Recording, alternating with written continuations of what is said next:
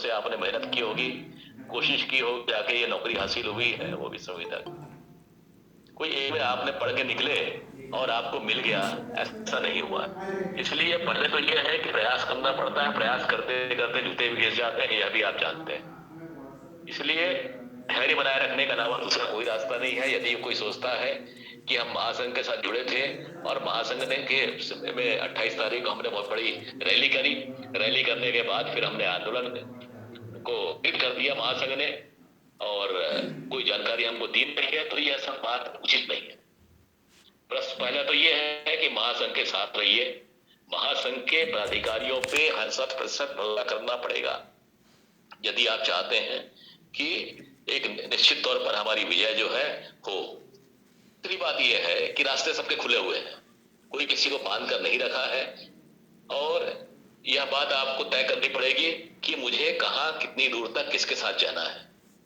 यदि आप पैसेंजर की भांति ट्रेन में जम्मू कश्मीर से कन्याकुमारी तक की यात्रा पे है और आपने यदि धैर्य छोड़ दिया कि भैया 72 घंटे में नहीं काट सकता, तो आधे बीच के रास्तों पे आप उतरते जाते हैं, पैसेंजर उतरता है। लेकिन कन्याकुमारी पहुंचता वही है जो धैर्य बनाए रखता है।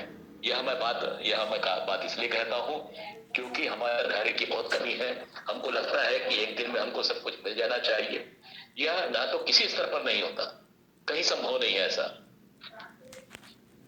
प्रबंधन होता है। एक बार जो गलती कर ले या एक बार जो उसने नीति बना लिया किसी के बारे में, तो उसको तुरंत थूक कर चाटने का काम जो है प्रबंधन बहुत आसानी से नहीं करता। यह सब आप जानते हैं। बहुत छोटे छोटे स्तर पर भी इसके उदाहरण है, उस पर मैं नहीं जाऊंगा। वर्चुअल बैठक है, वर्चुअल बैठक की अपनी सीमा है, लेकिन कुल जमात यही है कि संघर्ष तो आपको जीवन पर्यंत करना पड़ेगा।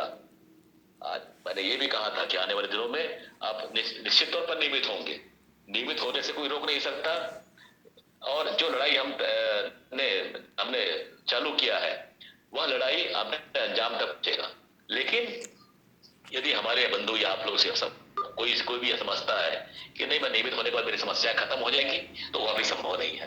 क्योंकि फिर दूसरी समस्या खड़ी होगी, फिर तीसरी समस्या खड़ी होगी, फिर चौथी होगी, और यह अनंतहीन है। जब तक आपकी नौकरी है, जब तक आपकी सेवा काल है, तब तक आपकी समस्या बनी रहेंगी। और ये शाश्वत सत्य है कि जीवन है तो संघर्ष है, जीवन है तो समस्या है। क्योंकि जिसे जीवन नहीं रहेगा उसकी समस्या का अंत होगा, ये सब जानते हैं। यह बात मैं कोई ऐसा किताब से नहीं कह रहा हूं, यह अनुभव की बात है। हम इतने सालों से हम देखते आ रहे हैं बिजली कर्मचारियों पहले क्या थे, आज क्या है, क्या होते जा रहे हैं। जो संकट पावर उद्योग कंपनी में, पावर उद्योग में आ रहा है, आ खड़ा हुआ है, वह भी कम नहीं है। लेकिन आपको मैं ध्यान दिलाता हूं 2018 में जिन एमडी महोदय ने, जो होल्डिंग कंपनी के भी उस समय एमडी थे, डिस्ट्रीब्यूशन कंपनी के भी एमडी थे, वही अंकित आनंद साहब ने, उन्होंने स्पष्ट कहा था कि पावर कंपनी ने यह नीति तय की है कि आगे से जो भी भर्ती होंगी वह नियमित तौर पर होंगी, और अभी जो संविदा नियुक्तियां हुई है वह आगे निश्चित तौर पर नियमित किया जाएगा। दुर्भाग्य से वो एमडी नहीं रहे, और उसके बाद फिर नए जो चेयरमैन आए, वह चेयरमैन साहब ने भी यही कहा कि हाँ हम नहीं। लेकिन जैसा कि आप लोगों ने कहा कि शायद हमारा दुर्भाग्य है कि कोई आगे बढ़ता है और उसके बाद प्रशासनिक फिर का शिकार हो जाता है, और शिकार होने के फलतः फिर से जो नया अधिकारी आता है उसके सामने यह समस्या फिर से नए नए रूप में है और नई कहानी बनाई जाती है उसके सामने। लेकिन मित्रों, सुखद बात यह है कि मैं कम से कम कि इस पूरे घटनाक्रम में पिछले साल से मैं जुड़ा हुआ रहा हूं, इसलिए मैं जानता हूं, यह समझता हूं कि अंकित आनंद साहब बहुत अच्छे अधिकारी के रूप में उनकी पहचान है, और एमडी के रूप में उन्होंने काफी अच्छे कार्य किए थे, और वह चेयरमैन के रूप में इस काउंसिल पे लौटे हैं। उन्होंने, मेरी उनसे चर्चा भी हुई, अनौपचारिक चर्चा हुई, उसमें उन्होंने कहा कि चूंकि उनके पास शासन का कई दायित्व है और ये धान खरीदी का समय है, मार्केटिंग फेडरेशन की जवाबदारी उनके पास में है, और शासन के लिए धान खरीदी आप सब जानते हैं कि बहुत बड़े प्रतिष्ठा का प्रश्न है। इसलिए या तो वो उनका नियमित आना भी नहीं हो पा रहा है, या वो आधे दिन के लिए आते हैं, और इस कारण से जो प्रशासनिक कार्य है वह ही निपटा पा रहे हैं, बाकी पूछ कर नहीं पा रहे हैं। उन्होंने कहा है कि आने वाले समय में हम बैठेंगे, मुझे लगता है कि 1.5 महीने का समय वो मांग रहे थे, 1.5 महीने मुझे ये सब धान खरीदी से निपट जाए और पावर कंपनी की हालत से मैं बेक्यों हो जाऊं, आपसे मैं ऐसे चर्चा करूंगा, लेकिन शॉर्ट चर्चा करने के लिए वो मिल सकते हैं उनसे, ये उन्होंने कहा है। तो जो अधिकारी आपकी समस्याओं से वाकिफ है, पावर कंपनी की बिजली कर्मचारियों की समस्याओं से वाकिफ है, तो मुझे लगता है कि हम काफी कंफर्ट पोजीशन पे अब आने वाले दिनों में आएंगे। और जो इसका परिणाम आएगा, मैं समझता हूं कि आने वाले दिनों में निश्चित तौर पर हम लोग बेहतर कल की उम्मीद करते हैं। हर हाल में महासंघ के साथ रहना ही पड़ेगा यदि हम चाहते हैं कि हमारा भला हो, हमारी जो लाइन है, वह दिशा है, वह ठीक तय हो।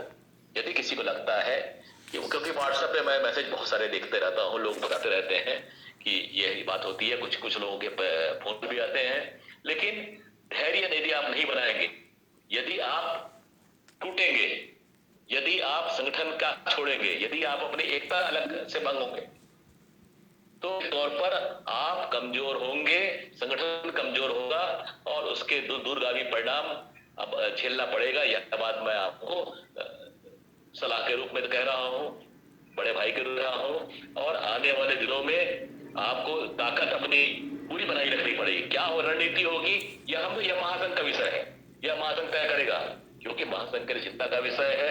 आपकी समस्या महासंघ की समस्या है, महासंघ के पदाधिकारियों की समस्या है।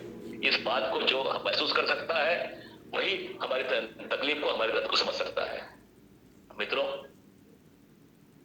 लगातार हमें बैठना चाहिए, बात करना चाहिए, जिस माध्यम से, यदि आपको पता होना चाहिए कि 28 तारीख को जो हमारी रैली हुई या हमारा जो प्रदर्शन हुआ, उसके 3 दिन आपके जो प्रदेश के महामंत्री हमारे हैं हरीश चौहान जी, वो कोरोना से प्रभावित हो गए।